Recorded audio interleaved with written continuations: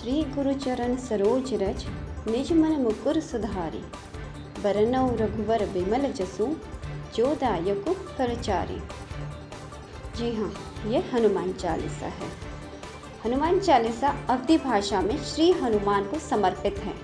इसकी रचना गोस्वामी तुलसीदास ने की थी। हनुमान के गुण, उनकी शक्ति, साहस, बुद्धि, ब्रह्मचर्य, भगवान राम की भक्ति और कई नाम जिनके द्वारा उन्हें जाना जाता है, हनुमान चालीसा में बताया गया है। यह हिंदू धर्म का सबसे प्रसिद्ध और शक्तिशाली चालीसा है।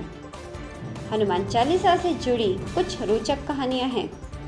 यह बताते हैं कि यह सुंदर चालीसा कितना शक्तिशाली है, जो 15वीं शताब्दी के कवि संत तुलसीदास ने रचा था, जो दार्शनिक और सुधारक भी थे।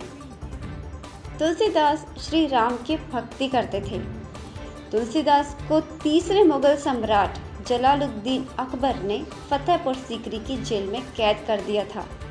इन 40 दिनों में तुलसीदास ने हनुमान चालीसा लिखी। तुलसीदास ने राम भक्त हनुमान को प्रेरित करने के लिए लिखी, ताकि वे हनुमान की मदद से धन्य और सुरक्षित हो सकें। हालांकि तुलसीदास ने अकबर के सामने झुकने से मना कर दिया और श्री हनुमान की प्रशंसा में हनुमान चालीसा लिखी। कहते हैं उन्होंने 40 दिनों तक यह जाप किया और 40वें दिन अचानक विशाल बंदरों की एक सेना फतेहपुर सीकरी पहुंची, जो शहर में कहर ढा रही थी। अकबर के हरम लोगों को खरोचते और ईंटें फेंकते थे।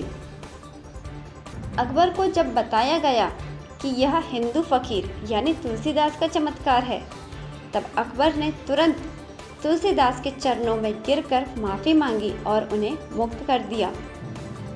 तुलसीदास ने बंदरों के झुंड को रोका और अकबर को जगह छोड़ने के लिए कहा। हनुमान चालीसा की खास बात यह है कि इसमें सूर्य और पृथ्वी के बीच की दूरी की गणना सटीक रूप से बताई गई है। देखा जाए तो हनुमान चालीसा 15वीं शताब्दी में लिखी गई थी, जबकि 17वीं शताब्दी के वैज्ञानिक की तुलना से अधिक सटीक रूप से की गई है। हनुमान चालीसा में 45 श्लोक हैं, जिसमें 2 परिचयात्मक दोहा, 40 चौपाई और आखिर में एक दोहा है। पहला दोहा श्री शब्द से शुरू होता है, जो सीता के बारे में बताता है, जिसे हनुमान जी का गुरु भी माना जाता है। हनुमान के शुभ स्वरूप, ज्ञान, गुण, शक्तियाँ और शौर्य का वर्णन पहले 10 चौपाइयों में मिलता है। चौपाई 11 से 20 तक राम की सेवा में हनुमान के कर्म का वर्णन है, तो वहीं 11वीं से 15वीं चौपाई में लक्ष्मण को होश में लाने में हनुमान की भूमिका बताई गई है। 21वीं चौपाई से पहले तुलसीदास ने हनुमान कृपा की आवश्यकता का वर्णन किया है। तुलसीदास हनुमान का स्वागत करते हैं और उनसे अपने मन में और वैष्णवों के हृदय में निवास करने का अनुरोध करते हैं। और आखिर में समापन दोहा है, जिसमें फिर से राम, लक्ष्मण और सीता के साथ हनुमान को हृदय में निवास करने का निवेदन किया है। जो भी हनुमान चालीसा का जाप करता है, उसे सभी बंधनों से मुक्ति मिलती है और परम आनंद का अनुभव होता है। भगवान शिव की गवाही में जो भी हनुमान चालीसा का जप करता है, वह सिद्ध हो जाता है। हनुमान चालीसा कई बीमारियों, पागलपन आदि को ठीक करने के लिए भी जाना जाता है। अगर किसी व्यक्ति द्वारा मुसीबत में या किसी व्यक्ति के लिए जप किया जाता है, तो वह समस्या भी दूर हो जाती है। श्री हनुमान की महानता का स्मरण हनुमान चालीसा का पाठ करते हुए ही होता है। एक हनुमान भक्त हमेशा ही हनुमान की महानता, उनकी भक्ति और अधर्म के खिलाफ लड़ने की याद दिलाता है। हनुमान अपार ऊर्जा और ध्यान का सूत्र हैं। हनुमान चालीसा का पाठ करने से ऊर्जा का संचार होता है और यह मन और शक्ति का सारा ध्यान केंद्रित करता है।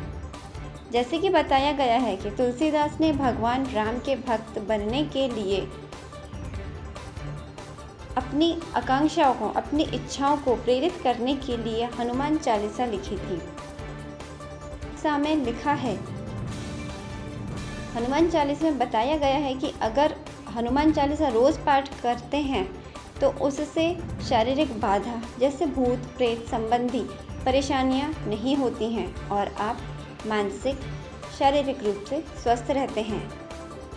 हनुमान जी को बल, बुद्धि और विद्या का दाता भी कहा जाता है, इसलिए हनुमान चालीसा का रोज़ पाठ करने से आपकी स्मरण शक्ति, बुद्धि में वृद्धि होती है, साथ ही कॉन्फिडेंस लेवल भी बढ़ता है। हनुमान चालीसा का पाठ करने से आपको डर और तनाव से छुटकारा दिलाता है।